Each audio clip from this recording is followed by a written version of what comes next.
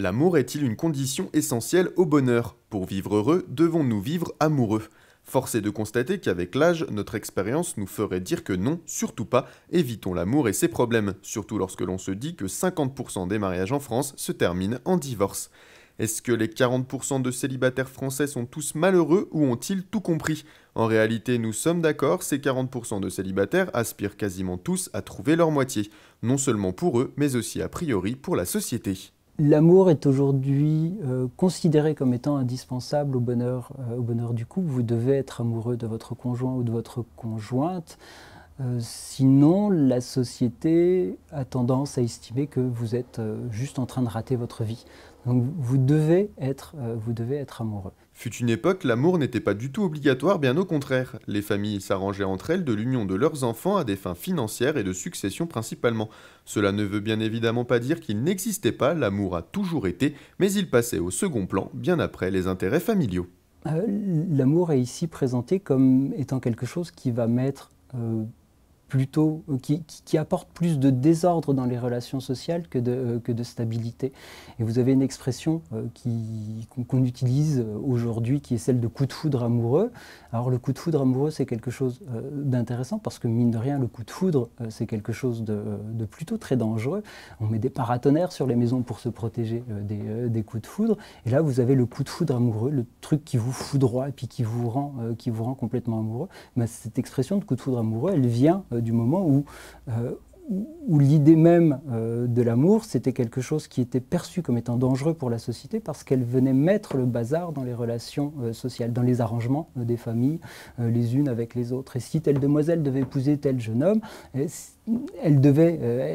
fallait que ça se passe comme ça, parce que si elle en épousait un troisième, vous aviez tous les arrangements sociaux qui s'effondraient. Donc aujourd'hui, oui, on est obligé d'être amoureux pour faire un couple. Avant, j'ai envie de dire que 1920 pour Paris, 1970 pour la Bourgogne, plutôt la campagne de la ville. Avant, l'amour, c'était quelque chose qu'on avait tendance à éviter pour être heureux. Dans notre société contemporaine, être amoureux est devenu une injonction. Ne pas l'être est un peu comme rater sa vie. Alors, est-ce qu'un individu sans amour est malheureux parce qu'il n'est pas aimé et qu'il ne peut aimer, ou parce qu'il est comme stigmatisé par notre société? Ce qu'il y a de sûr, c'est qu'un célibataire, donc sans partenaire amoureux officiel, ne sera pas considéré de la même manière si c'est un homme ou une femme. Les célibataires peuvent être heureux. On va trouver par contre des différences de genre entre les hommes et les femmes. Les célibataires hommes auront plus droit au bonheur parce que la société va leur reconnaître une possibilité à la vie en solitaire. C'est légitime pour les hommes que d'avoir une vie en solitaire. Alors que les femmes sont regardées tout de suite beaucoup plus de travers à partir du moment où elles sont célibataires. La société a vite tendance à les qualifier de vieilles filles, à se demander pourquoi est-ce qu'elles sont toutes seules. Alors le garçon peut multiplier les conquêtes, ce ne sera pas considéré comme étant très problématique pour la société. On a le droit, quand on est un garçon, de multiplier les conquêtes. Les filles, si elles sont célibataires, soit effectivement ce sont des vieilles filles, soit ce sont des filles de mauvaise vie. Et derrière tout ça, le célibat féminin va poser la question aussi de la reproduction, parce que dans la France contemporaine, être femme, c'est aussi être mère. Et être célibataire va vous interdire d'avoir accès à cette carrière maternelle. Du coup, les filles sont plus sommées que les garçons de se mettre en couple et on va attendre d'elles qu'elles se mettent en couple aussi plus tôt que les garçons. Les hommes célibataires auraient donc plus de chances d'être heureux, de se réaliser qu'une femme célibataire parce qu'ils ne supportent pas, entre autres, toute la pression liée à la condition de la femme. Rassurez-vous, l'amour existe bel et bien, de là à pouvoir dire s'il nous rend heureux forcément à un moment ou à un autre, oui, sinon ce serait se faire du mal inutilement. Et pour terminer sur une note d'espoir dans ce monde brutal, vous allez voir que statistiquement, le hasard n'y est pas forcément pour grand-chose dans le choix de votre amoureux.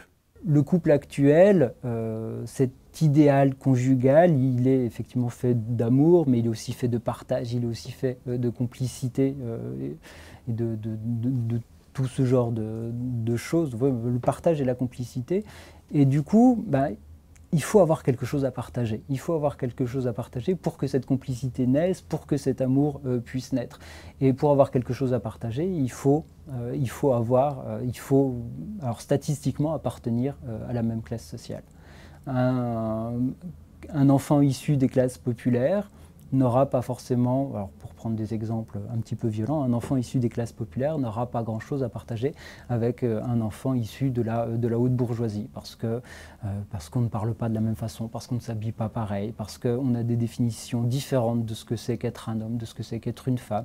On n'a pas accès à la même culture, on ne s'intéressera pas aux mêmes choses, et du coup ces deux-là n'auront rien à se raconter. Et même s'ils se rencontrent, la probabilité qu'ils tombent amoureux et qu'ils fassent un couple est somme toute assez infime. Donc vous tombez bien amoureux, il n'y a pas de doute là-dessus, vous tombez bien amoureux, mais vous tombez amoureux de gens qu'en sociologie on appelle des homologues sociaux, c'est-à-dire des gens qui vous ressemblent, des gens qui appartiennent à la même classe sociale que vous. Une réaction ? Un témoignage ? Commentez ce reportage sur dijonsanté.fr.